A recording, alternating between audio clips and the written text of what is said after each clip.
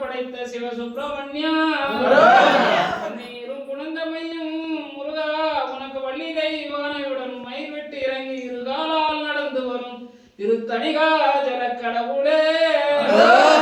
Nagamarai Murugaiya தோகமர